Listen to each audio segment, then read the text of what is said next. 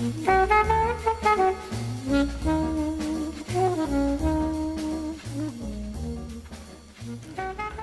right, let's spend some time talking about the third revolution during the medieval period, and that's the introduction of Islam.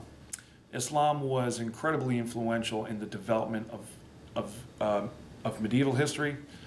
It continues to be influential in our world today, both politically and the various wars we're engaged in and diplomatic relations we're engaged in. Its relevance through the question of terrorism. It's also relevant through our church and our Christian communities who have invested so much in what's called the 1040 window and being able to introduce Christianity back into the Islamic world. I think it's critical for students today to have a foundational or at least a basic understanding of what Islam is, what it is not, how it came to be, how it spread. So we're going to talk for a little bit, and some of the things I want you to take away from this is the ability to identify some of the key moments in the life of the Prophet Muhammad and the key moments in Islamic history. I'd like you to be able to discuss the various ways in which Islam spread. That's a very interesting contrast. I would also like you to understand some of the accomplishments of Islam, some of the things that we have in our world today because of the scholarship of Muslims in the medieval period. So I guess the best place to start with is the life of the Prophet Muhammad. He was born in AD 570 and was raised by a Christian uncle, and he became a small business owner. If you ever wonder why you walk into convenience stores or family-owned businesses, and a lot of times there is a person of Arab descent that owns it, it's because the Prophet Muhammad was a small business owner, so every good Muslim should be a small business owner too. They look at the life of Muhammad in a similar way that we look at the life of Christ as an example for us to follow.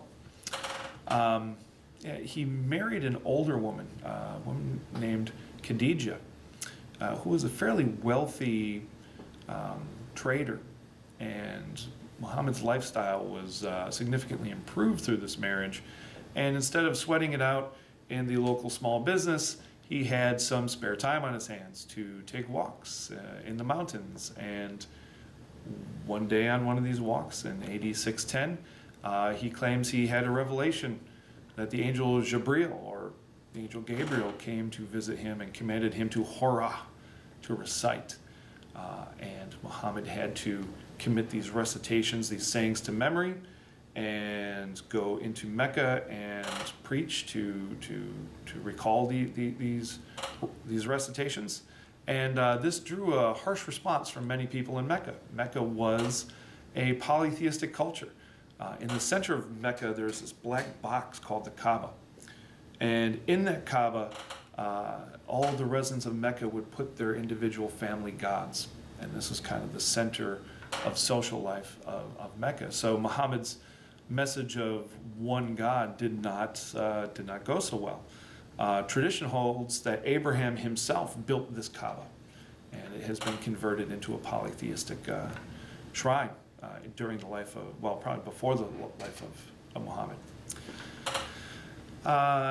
Muhammad's message was resisted so significantly that he had to flee Mecca. And in 622, Muhammad left Mecca with his followers for another town called Medina. This is a critical event in the life of Islam. This is known as the Hijra. And this is how Muslims mark their time. In the same way we as Christians use the birth of Christ, or what we thought the birth of Christ was, as our year one. The Hijra is year one for the Muslim. So instead of being the year 2015, it's 1393, I believe. That is how important this one action is. And when Muhammad got to Mecca, when Muhammad left Mecca and got to Medina, he found a much more fertile context for his preaching and developed many followers, and was able to return to Mecca with an army and conquer Mecca with his military. he cleaned out the Kaaba. He went into the Kaaba and got rid of all the other gods and restored the Kaaba to the worship of the one true God, the God of Abraham, who they know as Allah. Allah is not the personal name of God in Islamic theology. Allah is God's title. In the same way that we use the term God, they use the term Allah. As Christians, we would say that we not only have titles for God, but we do know God's personal name, Yahweh. Muslims would not say that. They would not say that they know God's personal name. So Christians who worship in the Middle East, they pray to Allah, they pray to God. Obviously, we believe very different things about this God, but it's the same title, and we actually have a very interesting connection in both Jews, Christians, and Muslims believe historically we are worshiping the God of Abraham. We'll talk a little bit more about that under Islamic belief. But Muhammad cleared out the Kaaba, rededicated it to the worship of the one God, and was able to unite the various tribes and families on the Arabian Peninsula militarily. And in 632, Muhammad passes away. Muhammad dies. And there is a significant controversy over who is going to continue the work of Islam. There are two schools of thought here. There is one group that wants to elect a successor from the leadership of Islam, and these group of leaders are called the Companions of the Prophet. And one group wants to elect a successor. There's another group of people that thinks that the leadership of Islam should devolve to the closest living male relative of the Prophet. And this would be Muhammad's nephew Ali. And these two groups began to become clear, distinct factions within Islam fairly early. The party that supported Ali as the next leader, the Shi'at Ali, we call the Shiites today. And the party that thought that the companion should elect a successor, we know as the Sunnis today. So this formed very early in Islam. Theologically, that's important because Islam claims that one of the reasons everyone should recognize the truth of Islam is because of the unity of Islam. They believe in a singular God, no Trinity. Say there's one sun, there's one earth, there's one God, Allah, there's one Islam. The more we go through Islamic history, the more we find out that's not necessarily true. And from its very beginning, we have these two groups, Sunnis and Shias, that politically are causing a lot of tension across the world today. But eventually the Sunnis won out. The Sunnis were able to elect a successor, and they elected a guy named Abu Bakr. He was one of the very first to follow Muhammad. After Khadijah died, Muhammad had married his very young daughter and was a natural successor to Muhammad. But he was very old at the time and really only lived, only ruled for 2 years before he passed away. So he ruled from 632 to 634, and then we run into this question again: who is going to take over for Abu Bakr now? Are we going to elect a leader, or is it going to devolve to Ali? And the Sunnis were still in power, so they elected a successor, Umar, who reigned for 10 years, 634 to 644. He expanded Islam throughout Egypt, Syria, Palestine, and Persia. So he militarily spread Islam and was able to wipe out the Persians, who at the time were locked in this death struggle with the Byzantines. The Romans, couldn't seem to overcome the Persians, but the Muslims took care of them without a whole lot of problem. Probably because the Persians had put all their defenses facing the Byzantines, and the Muslims were coming from the other direction. So that might have made it a little easier. Umar adopted the old Roman bureaucratic system, the system of governors and prelates dividing up the land in order to administer it better. Believe it or not, Umar developed one of the earliest versions of religious tolerance. When Islam took control of an area, they did not necessarily force everyone to convert to Islam. They had a different system called the dhimmi system. Dhimmi is the term for a non-Muslim living in a Muslim land. And in Arabic it means protected person. Now if you were Muslim, you were required to pay alms, pay zakat, at 2.5% of your annual income. A dhimmi did not have to pay zakat. I mean, obviously they were not Muslim, so they had to pay a different tax called the jizya tax. And that was variable, and sometimes it was quite high. The jizya seems to have fallen out of use in the modern nationalistic concept of Islam. Was recently revived by ISIS. When it rolls into a town, it would charge exorbitant amounts to non-Muslims. But you were not forced to convert to Islam under Umar. You could be a Christian or whatever, as long as you were a good citizen. And that's kind of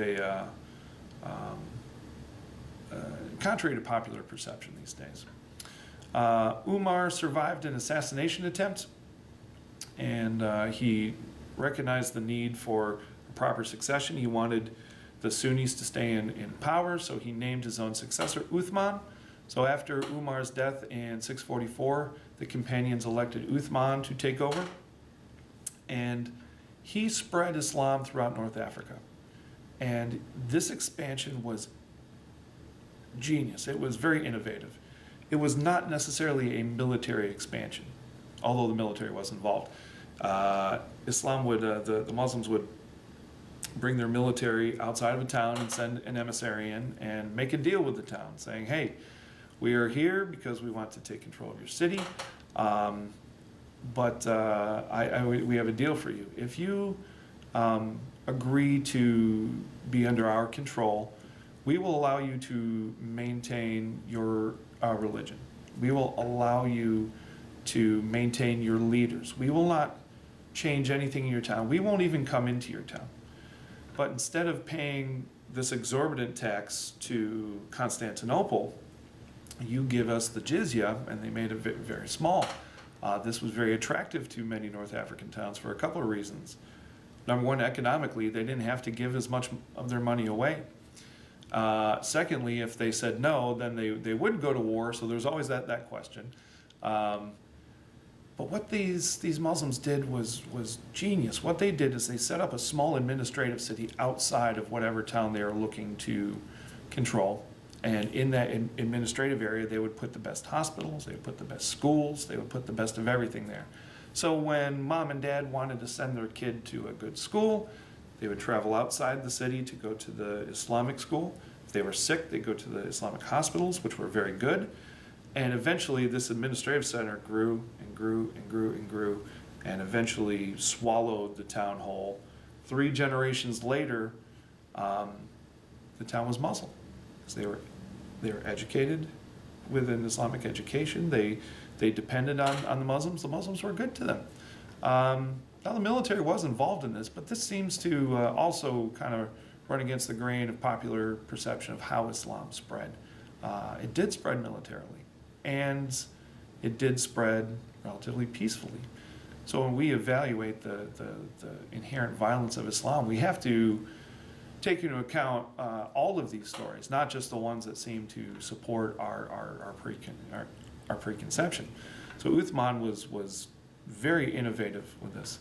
Uthman is also responsible for the compilation of the Quran. And we have an entire bonus episode that explains how that unfolded. But after 12 years of rule, Uthman was assassinated. So Abu Bakr died because he was old. Umar survived an assassination. Uthman was assassinated. It's beginning to look like the job of caliph was not a great job to have. But there was still one person out there that really wanted this job, and a lot of people in Islam thought it should have been given to him in the first place, so the companions elected Ali.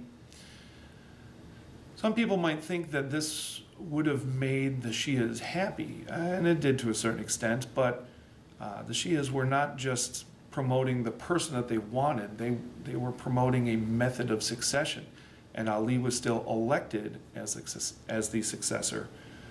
So this did not completely satisfy the Shias. The Sunnis weren't completely satisfied because they had a sneaking suspicion that Ali or some of his followers may have been behind the assassination attempts previous to this. So we do see some friction in the Islamic community very early on. Another controversial move that Ali enacted was moving the capital to Kufa, which is in modern-day Iraq, and that was a Shia stronghold.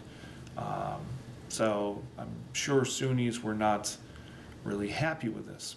And one illustration of their displeasure was a governor, the governor of Syria, a guy named Muawiyah, who was a relative of Uthman and was appointed governor of Syria by Uthman,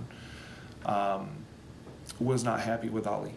And Ali wanted to install his own governor in there. In the same way that when every president takes power in America, they want to have their own Secretary of Defense and their own Secretary of States and their own officials from their own party, so that they can trust those officials and work well with those officials. This was going on back in ancient Islam as well. But Muawiyah didn't want to step down. He was convinced that Ali had something to do with his father's assassination, and he didn't think Ali should be caliph at all, and decided to take matters into his own hands and go to war with Ali.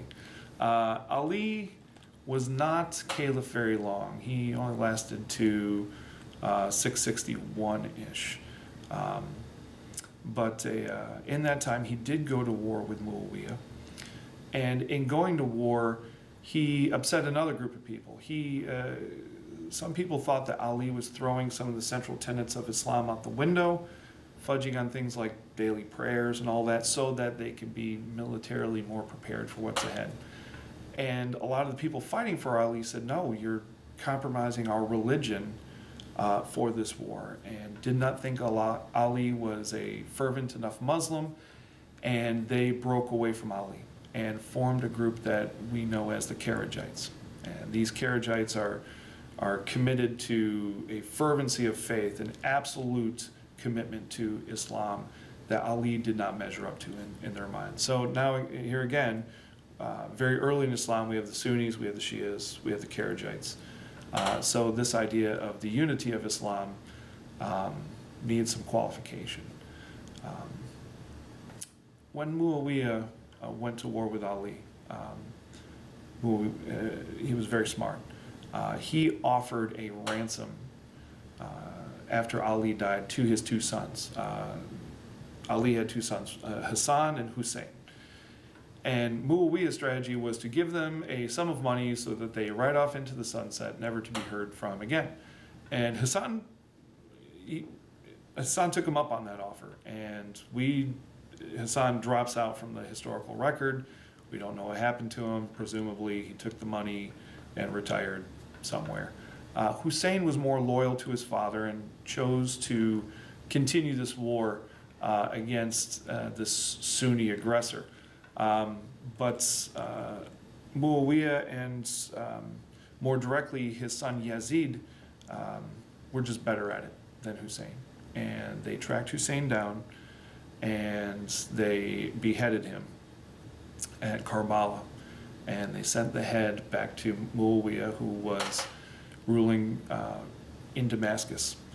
Now Hussein had sat on the lap of the Prophet Muhammad as a child. He was a very important figure, and obviously a very symbolic figure now to Shia Islam. And Shia Islam looks at the martyrdom of Hussein in a very similar manner as Christians look at the death of Christ. One who is anointed as ruler, is betrayed by people that should get it but just don't, and unfairly kill their leader.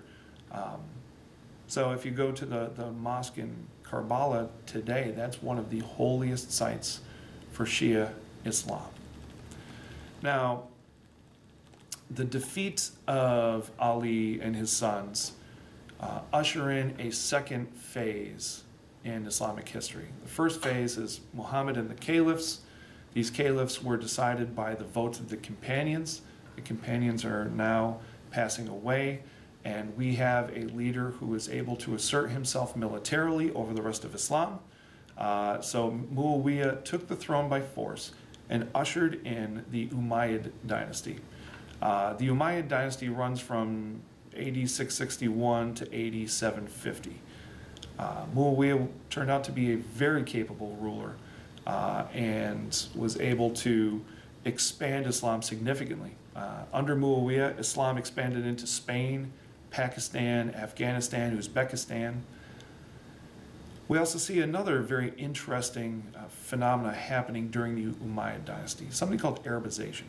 Now, before, when Islam would take over an area, take over Persia, take over North Africa.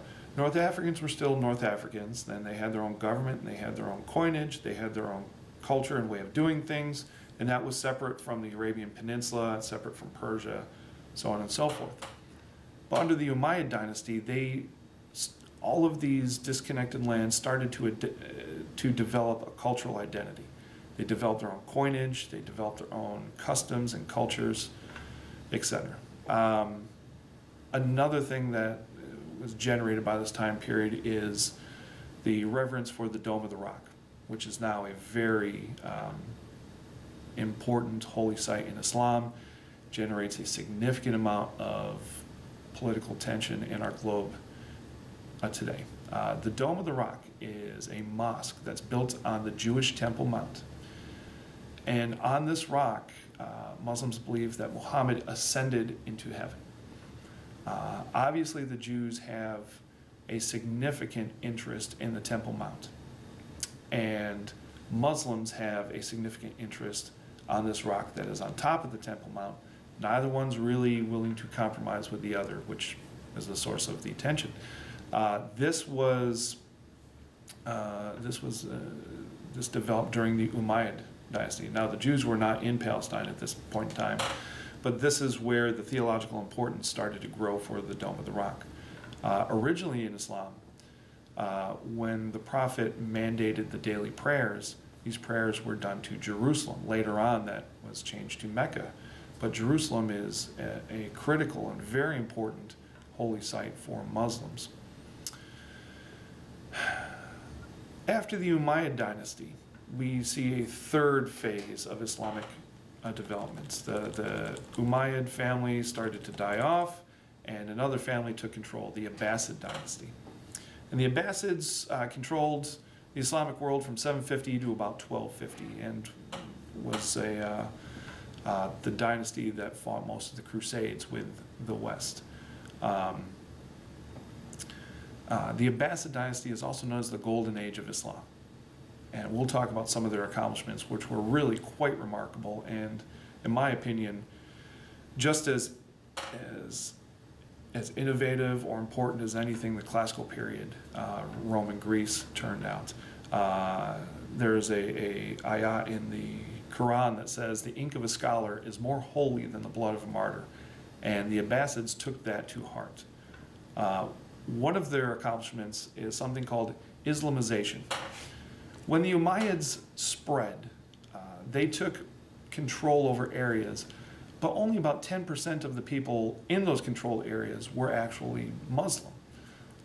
During the Abbasid dynasty, this program that Uthman developed of cultural expansion started to pay dividends, and now we see a rapid conversion to Islam in all of these areas. And it's not necessarily a military act. It was not forced upon them by the military, but more of a cultural spreading.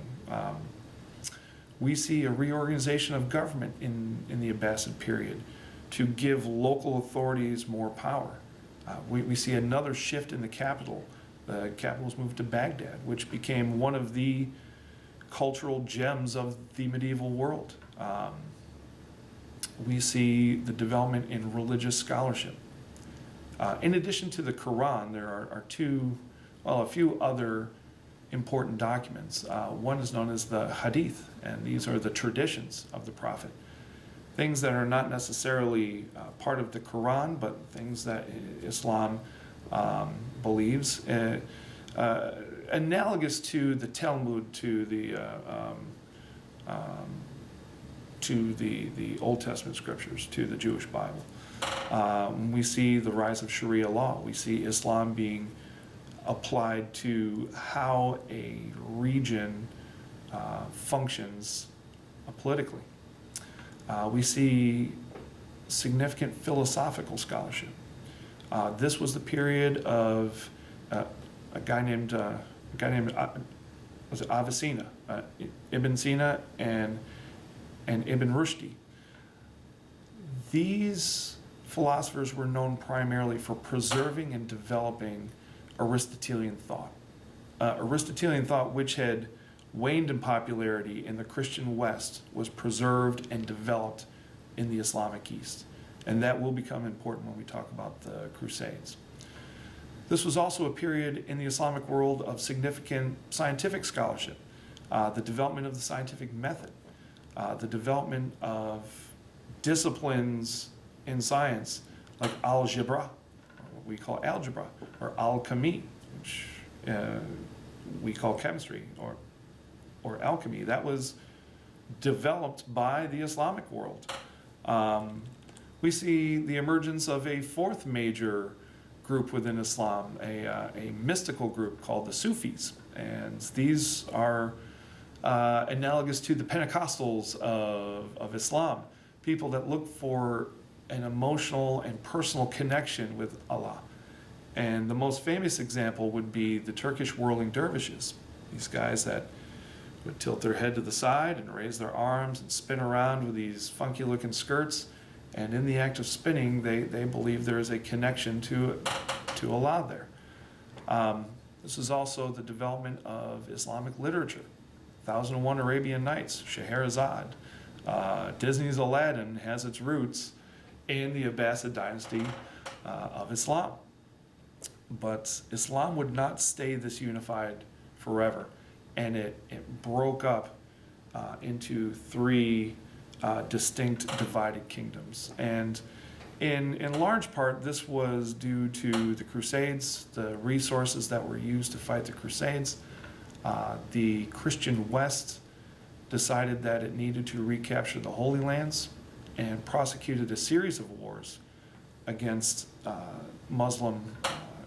against the Muslim East.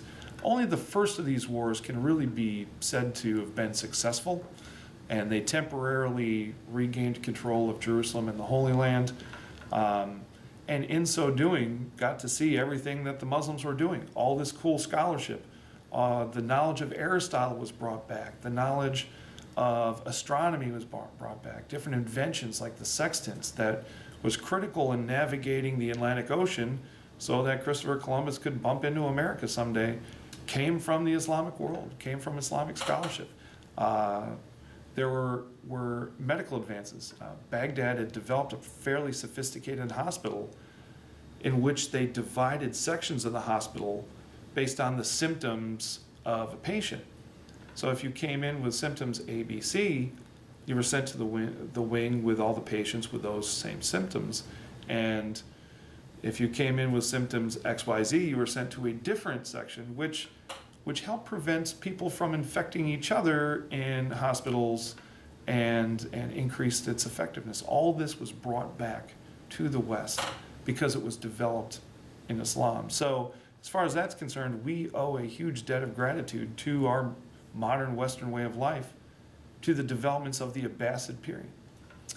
Now, when the Abbasids faded, it divided into three primary kingdoms. The first and most and most popular one is the Ottoman Empire, the Turks. They had significant economic and academic achievements, and one of their greatest achievements is persistence. The Ottoman Empire stretches from 1250 AD through World War I. So only recently has Turkey not been a part of the Ottoman Empire. That is significant.